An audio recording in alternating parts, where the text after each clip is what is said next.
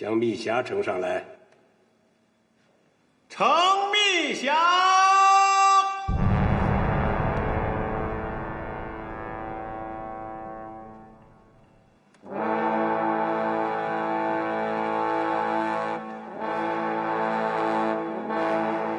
启封。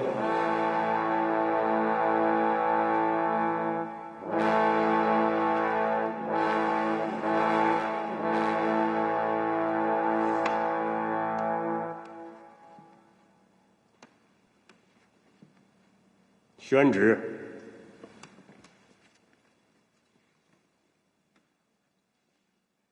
宣旨，立皇十五子永琰为皇太子。儿臣永琰谢皇阿玛隆恩。儿臣唯恐才德浅陋，有愧于皇阿玛重托及江山社稷之重祭。永远仁厚孝悌，体恤百姓苍生，朕没有选错人。朕没有选错人。王杰，臣在。替朕宣读立储诏书。臣领命。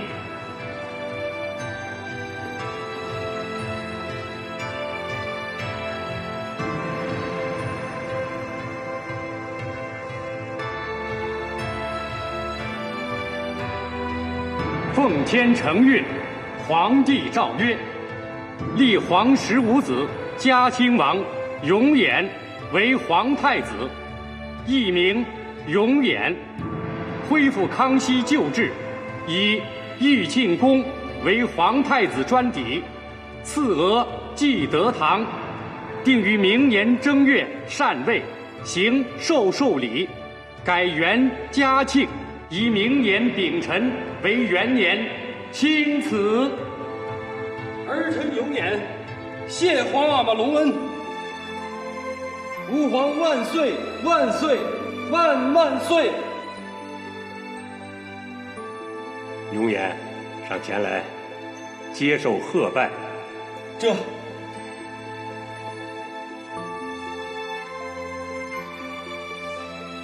王公亲贵，文武百官，向嘉亲王敬贺，行叩拜之礼。退。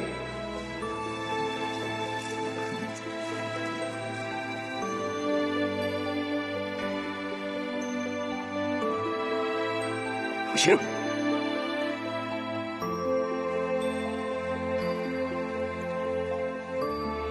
一叩首，再叩首，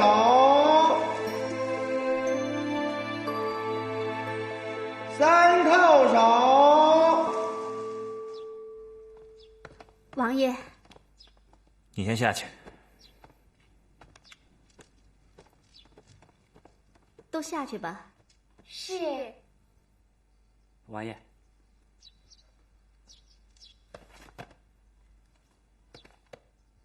滚！这。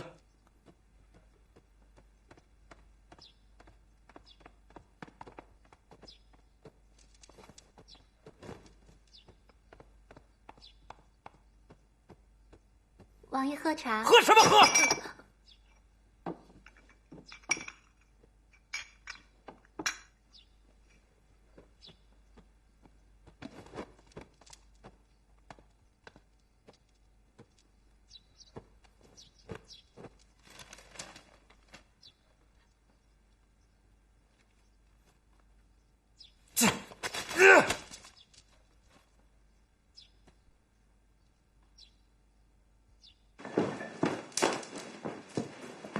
奴才广兴恭贺嘉王爷。广兴啊，快起来！谢王爷。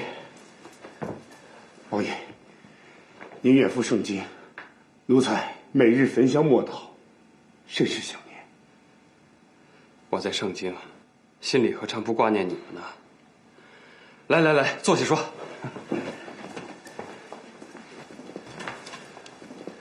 广兴啊，这段时间，和珅恐怕更肆无忌惮了吧？他现在是一手遮天，为所欲为，朝中之臣对此事心忧如焚，却无法撼动和珅分毫。不是不报，时机未到。从今天起，你要密切关注和珅党羽的动向，暗中搜集他们的罪证，不久就会派上大用场。王爷，贝勒爷前来贺喜。看来今天的应酬是推不掉了，晚上咱们再详谈。好，那奴才先告辞了。好。奴才，在人家眼里，咱们不都是狗奴才吗？江山是他们家的，立长立幼、立贤立愚，那都是人家的事情，与咱们何干？非把自己当个人，还要当个人物，多揣摩揣摩主子的心思，多看看主子的脸色，把主子伺候好喽，不一样能过安稳日子吗？只要主子高兴，还能打赏呢。我不，我他妈就不认这个头。你说，论天资，论学问，论才具，论品行，我比谁差？啊？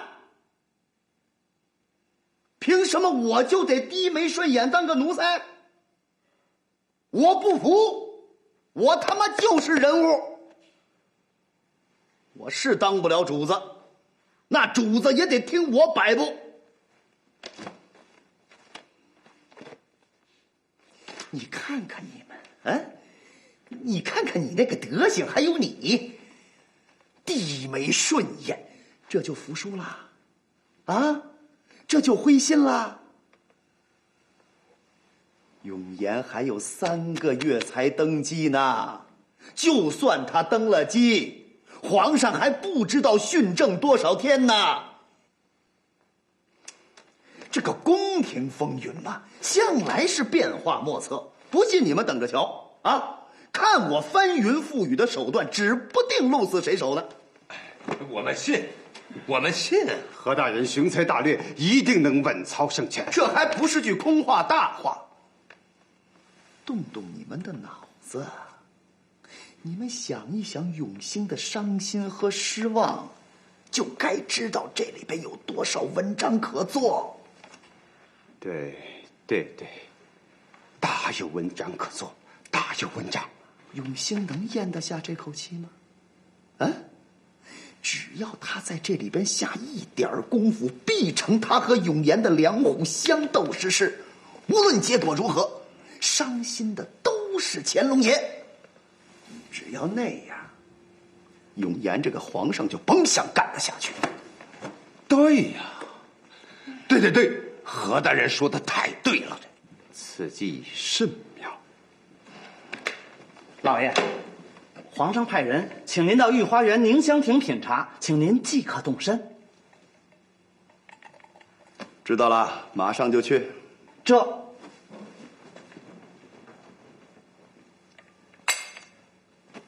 听见了吧？看见了吧？这不是机会就来了吗？何某去也。送何大人。哎，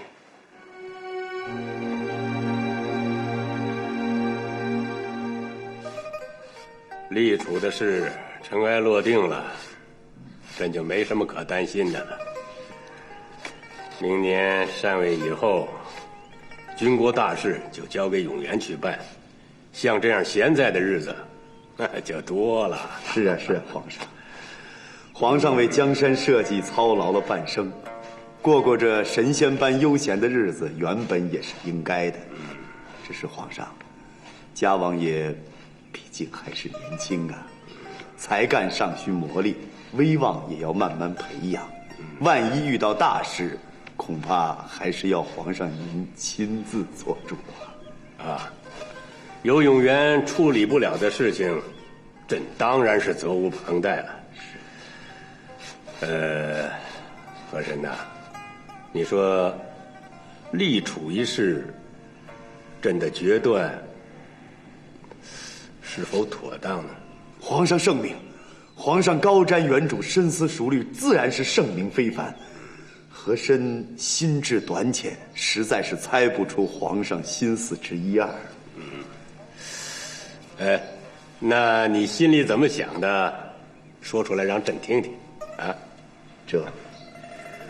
皇上，奴才以为嘉王爷和成王爷就好比是当年魏国的曹丕与曹植，这兄弟二人，一个是心思缜密，一个是才华横溢。那曹孟德虽说非常欣赏曹植的才华，可最终还是废曹植而改立曹丕。奴才想，皇上立嘉王爷，就和当年曹孟德的心思是一样的，是吗？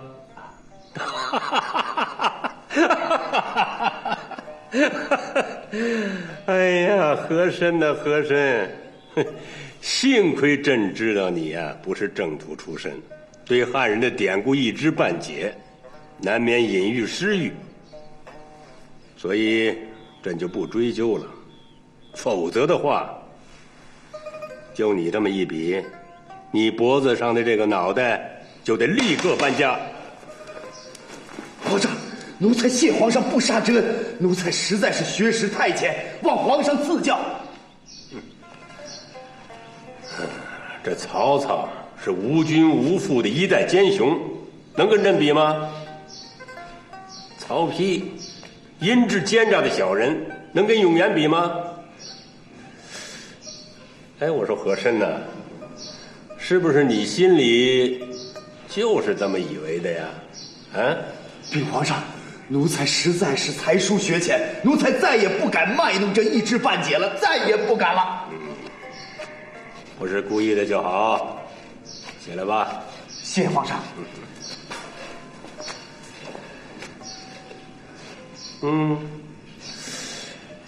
别扇了，这何大人出的是冷汗，再扇可就要做病了啊！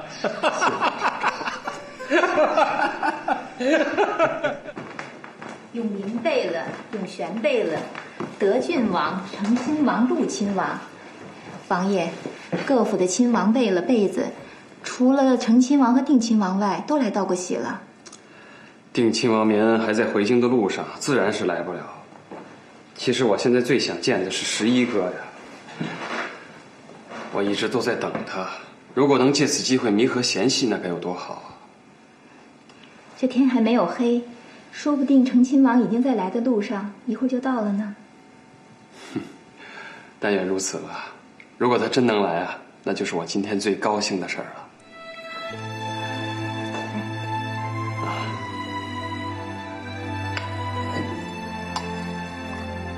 在盛京啊，我亲眼看到了和珅乱政给百姓带来的疾苦，也看到了地方上潜在的危机，更搜集了不少和珅贪赃枉法的铁证。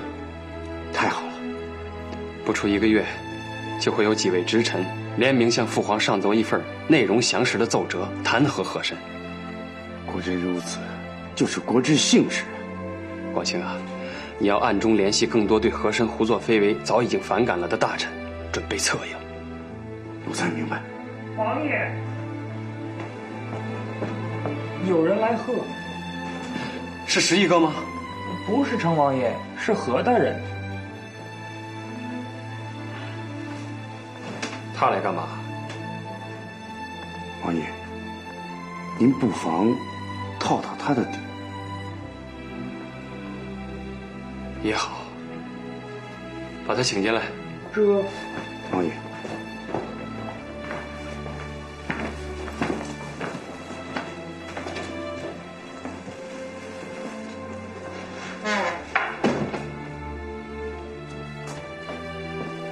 奴才和珅恭贺嘉王爷。哎呀，何相公大驾光临，有失远迎啊！快起来，快起来！哎呀，何相公，请坐。储君面前哪里有奴才的座位？奴才站着说话就是。何相公是朝廷的重臣，将来朝中诸事还要何相公鼎力相助啊，何相公就不必居礼了，快请坐吧。要不本王就只能站着说话了。那奴才恭敬不如从命，王爷先请坐。请。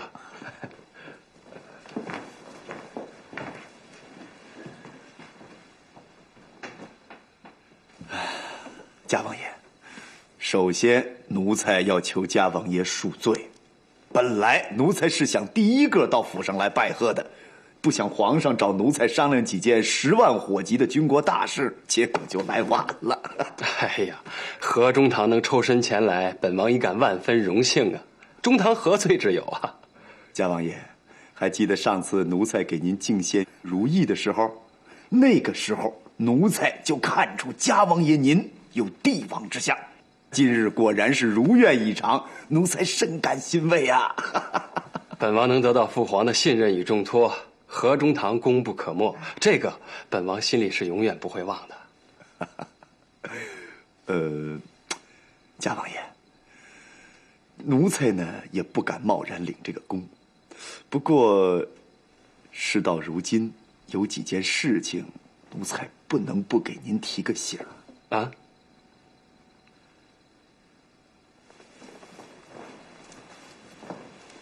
嘉王爷还记得上次曹锡宝那份密折的事情吗？那份密折就是通过成亲王的手上递上去的。你说做没做手脚，这只有天知道。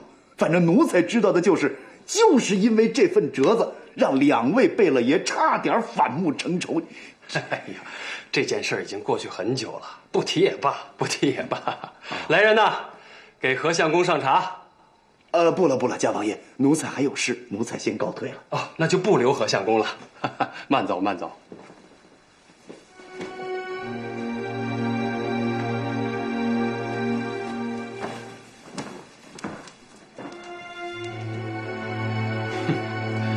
挑拨离间，唯恐天下不乱。王爷，此人不除，国无宁日。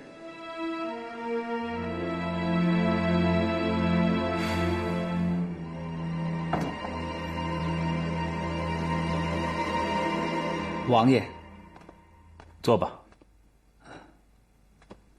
王爷，亮吉今天冒险前来，就是因为听说了成王府里所发生的事情，深为王爷担忧啊。我府里的事儿这么快都传到外边去了，所以亮吉才为王爷担忧啊。知王爷者，谓王爷为性情中人；不知王爷者，会怎么以为呢？如果再被那些别有用心的人搬弄是非，传到皇上那里，此事还会小吗？请王爷三思啊！想我一身文韬武略，只为经邦济世，建功立业，成就千古不朽之名，却突然间告诉我没有用武之地，我这心里能好受吗？王爷，古今帝王今何在？唯有隐者留其名。依在下看来，就凭王爷的满腹诗书、生花妙笔，自然会青史留名，不逊于帝王。话虽这样说，可心下毕竟有所不甘。王爷有何不甘？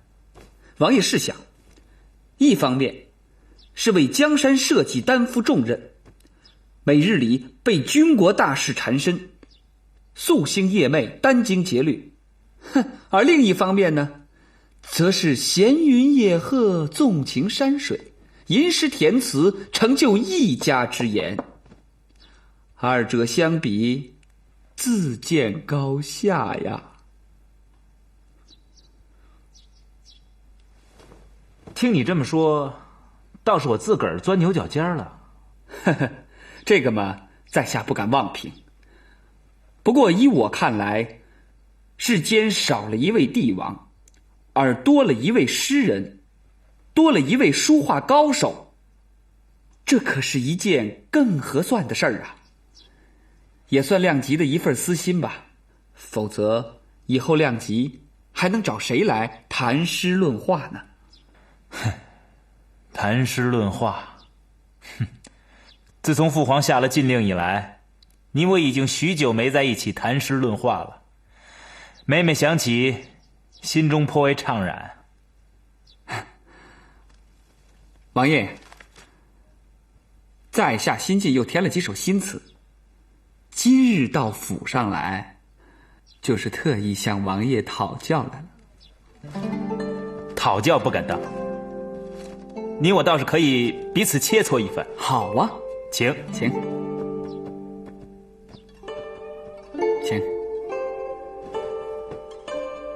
吴大人，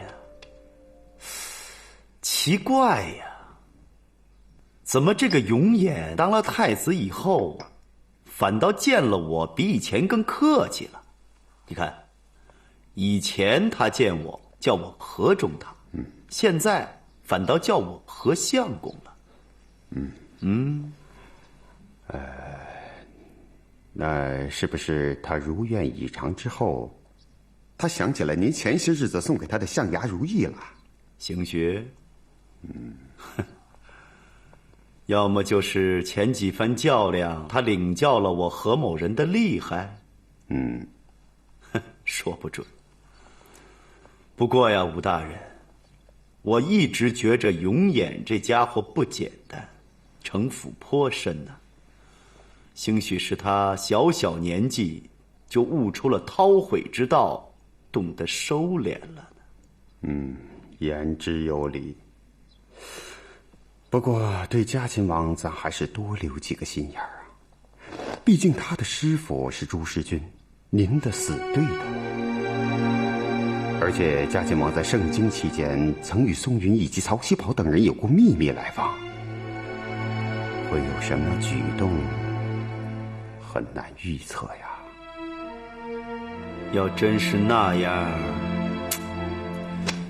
就更不好对付喽。吴大人，从今往后对永琰的一举一动要盯得更紧。那个永兴现在正在火头上，肯定是一点就着。吴大人，您是不是该去拜会拜会那个成亲王了？下官明白。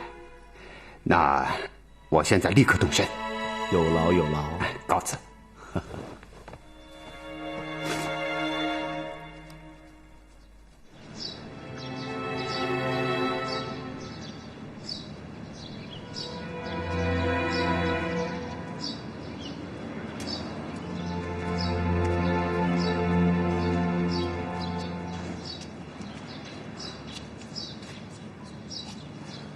亮吉啊，听你一席话，让我心中阴云散尽。人生有你知己，足矣。在下呀，也常常庆幸此生能有王爷这样一个好知音。好了，皇上的禁令犹在，亮吉不宜久留，王爷留步，我们就此别过吧。好，那我等着下次与亮吉兄做敬业长谈。好。王爷多保重。保重。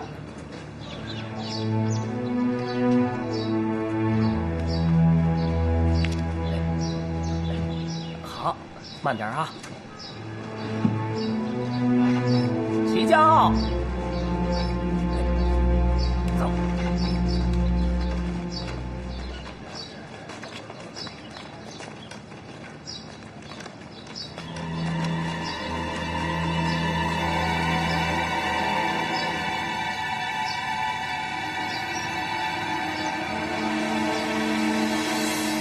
来人，王爷有什么吩咐？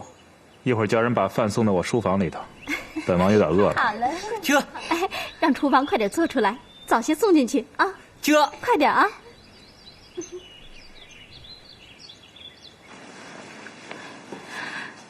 可怜劲儿的，是不是受了很多苦啊？都是和珅暗中使坏，处处为难。这次回来，和珅知道了，不会善罢甘休的。他一定会抓住这件事情大做文章，让你难堪的。那官儿也不能老是这么躲躲藏藏的。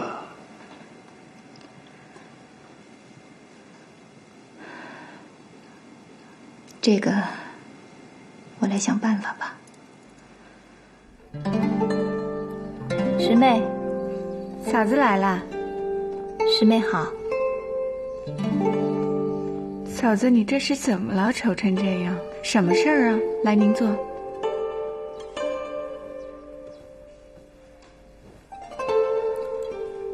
师妹，我们府上那个叫瓜儿宫女的事儿，你听说了吗？略知一二。十五兄太糊涂了，为一个小宫女惹此大祸，太不值当了。师妹，你是只知其一，不知其二啊。是吗？难道这件事背后有故事？故事多了。其实，官儿是我放出去的，王爷是为我背了黑锅。那你为什么私自要把他放出去呢？我也是一时心软。公主，你不知道啊，官儿的身世可怜呐。真的？这孩子从小就没了父亲，和母亲相依为命。家境本来就不好，母亲也有病，她经常犯病，这样一来就更是雪上加霜了。哦，她真的很可怜。可不是嘛。后来她应征入宫，母亲没人照应，病情就加重了。可内务府的人偏偏不放她出去，急得瓜儿整天在府里偷偷的哭。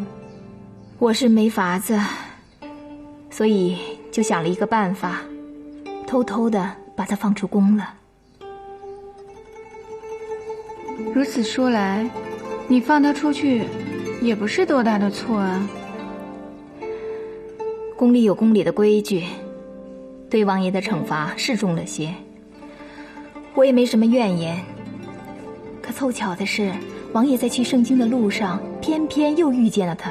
怎么那么巧啊？他在那儿干嘛呢？家里的积蓄用光了，京城没办法待下去了，想到关外地广人稀的地方好过活，就起身去关外了。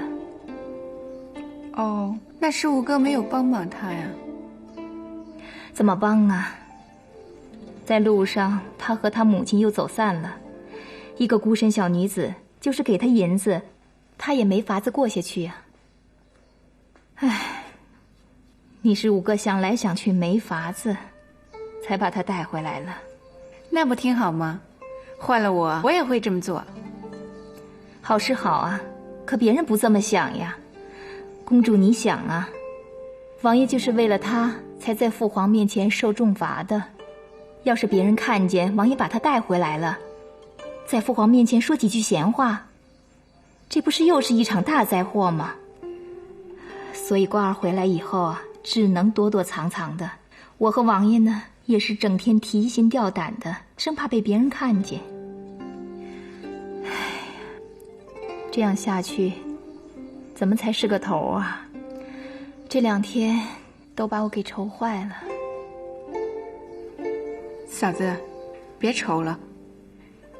这样吧，我就跟父皇说，只要父皇一句话，别人就不敢再嚼舌头了。那感情好啊，师妹，那我先谢谢您了。别嫂子，你太和我见外了，快坐下。原来是这样。是啊，父皇，那个宫女的身世太可怜了。再别说15兄，换上我也会这么做的。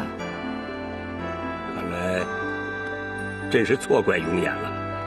他们倒什么都没有说。福晋说宫里有宫里的规矩，皇上的处罚也是应该的。看来永琰他们还挺懂事的嘛。是啊，皇阿玛，这回15兄如果把瓜儿带来了，您就别再追究了吧。那还追究什么呀？朕又不是铁石心肠。谢皇阿玛，我就知道父皇大慈大悲。哎，你是不是就等朕这句话呢？哎，我问你，你是不是给他们来当说客的呀？是我自己要来的。皇阿玛，您女儿可是慈悲心肠啊。嗯。哎，慈悲心肠。我这个皇帝呀，就对一个人没办法。谁呀？你呗。那还不是父皇最疼女儿？皇阿玛是天底下最好的父亲，也是天底下最好的皇帝。是吗？那当然了。好，跟他说吧。来呢，瓜儿，快，奴婢给王爷福晋请安。免了，瓜儿，和你说一个好事儿，皇上已经知道你这件事儿了，答应不再追究，你以后不再躲躲藏藏了啊。没人再敢欺负你了。奴婢谢王爷福晋。快起来吧。好了，快起来。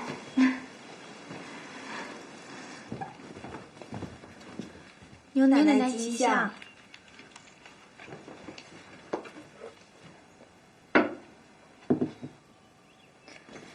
你还真是死而复生又活回来了。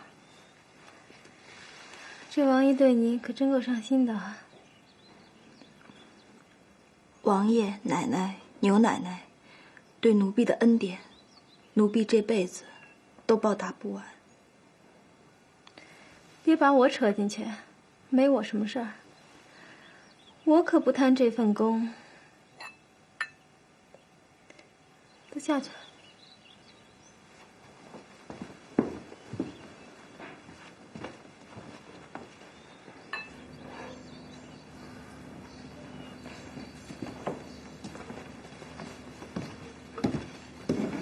官儿，别难过了。都说这侯门深似海，这话一点都不假。像咱们做小宫女的，只能处处小心，谁都不能得罪啊。我难过的不是因为这个，那是为什么呀？纳兰姐姐，王爷和福晋中了何大人的圈套，自己一点都不知道，还处处为我着想。你说我这心里能好受吗？这倒是实话。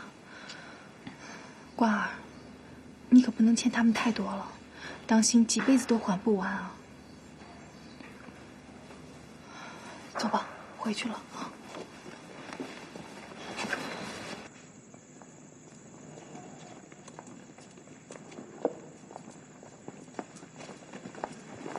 嘉王爷，何相公。嘉王爷，奴才有点要事想向嘉王爷禀报，请嘉王爷进去一坐。何相公要说的事儿，肯定不是小事儿啊。何相公先请。进去之后，您便知是大是小。嘉王爷请，请。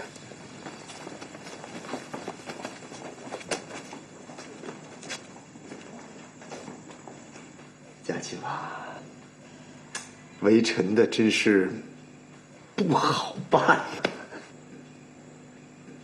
有些事情关乎皇族体面，本又不是我们这些个外臣该管的，弄不好还要惹祸反击。可是此事又关乎嘉王爷您的安危，臣要不说，这恐怕也不妥呀。哎呀，谢何相公照应，此处就你我二人，但讲无妨。是，嘉王爷，自从皇上宣诏立嘉王爷为太子之后，成王府不大太平。哦，据说呀，成王爷回府之后，一头扎进书房，几天水米未进，搞得王府上下鸡犬不宁。他对您继承大统的心情，可见一斑。还有那个洪亮吉，这几天来居然不顾皇帝的戒训，秘密与他密会，这就不能不让人疑窦顿生了。这真有那么严重吗？嘉王爷，宫闱之内向无小事，防微杜渐乃是第一要务。若等东窗事发，大乱一起，那就悔之晚矣了。不过当然啦，碍于孝弟，家王爷恐怕是不便把此事奏报于皇上。可是奴才身为首辅大员，我就不能因为巨祸而坐视不管。我已经在拟折子，预备把此事密奏皇上。请何相公务必暂缓上奏。我这个十一哥呀，是性情中人，举止向来是落拓不羁，未必是包藏祸心。此折一旦上奏，必然兴起宫闱大狱，恐怕还要搞得人头落地，于人于国都是大祸。现在情况尚不明了，就匆忙上奏，不甚妥的。若是皇阿玛查出有什么不实之词，就是何相公您，恐怕也难免祸呀。祸并不足惧，祸并不足惧。家王爷说的是，如果家王爷以为此事不便上奏，那奴才听您的，我们把此事先压一压。谢何相公。不敢当，不敢当。力拔山兮气盖世，时不利兮骓不逝。骓不逝兮奈若何？虞兮虞兮奈若何？哎呀，王爷，哎呀，喝，好，来喝，好。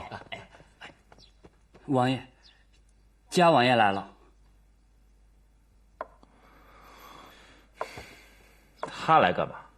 净扫我的兴，不见。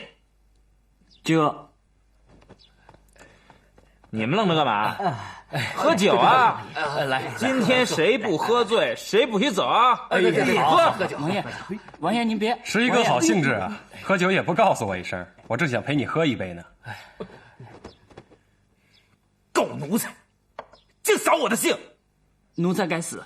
哎，不怪他，是我自己要来的。你们也都起来吧。呵呵，怎么了，十一哥？我在你这儿连杯酒也讨不到吗？在我这儿没你的酒杯。来，坐下接着喝。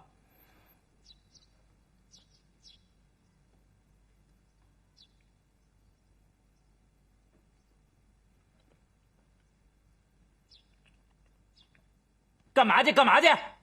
我看今天谁敢走，谁走了以后再也别想进来啊！十一哥，还是让他们避一避吧，别难为他们了。我还谁难为他们了？啊！我们在这儿喝酒喝得正兴起，你偏偏来扫我们的兴。哦，我连在自己的府上尽兴的喝酒都不行啊！你未免欺人太甚了吧？十一哥，我专程来拜访，是想和你好好说说话。话我倒是真有一句，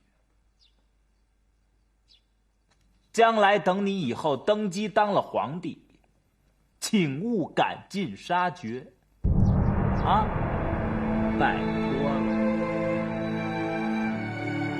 行了，话我说完了，请自便吧。来啊，坐下接着喝。来啊！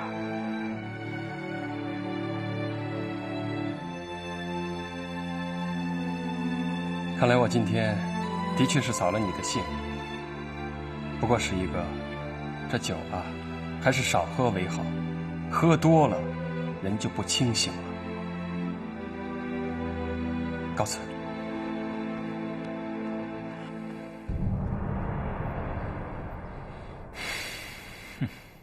下官以为立储一事余波未平，成亲王还在怨愤当中。现在此时正好做文章。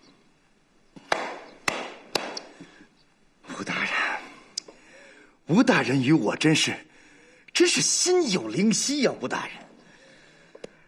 成亲王没有什么城府，从不会掩饰，更不懂避讳，喜怒皆形于色，极易鼓动，大可为我所用啊！况且我们已经做了一些铺垫，他对永远积怨已深，现在只需稍下功夫，他就能发作起来。只要纷争一起，变数可就大了。正是这样。到了那会儿，吴大人，那永远必是左右为难，进退维谷。你说，应战有背孝悌之意，回避危及储君之位，而且无论结果如何，都是对你我有利。如果最好的情况发生，那么是永林占了上风，取而代之，最好不过。就算是两败俱伤，我们另立新君，也比他永远当皇上强。总不能让他顺顺当当坐上那张龙椅吧？对呀，这皇上哪有这么好做的？哼！吴大人，你是不是又该去拜会成亲王了？有上次的铺垫呐，这一次去一定会事半功倍。何大人呐，还是您深谋远虑呀。其实话也不是这么讲。你说啊，吴大人，什么样的风浪我和珅没有见过？这个永琰也是，他的错就在于与我和珅为敌呀。哎，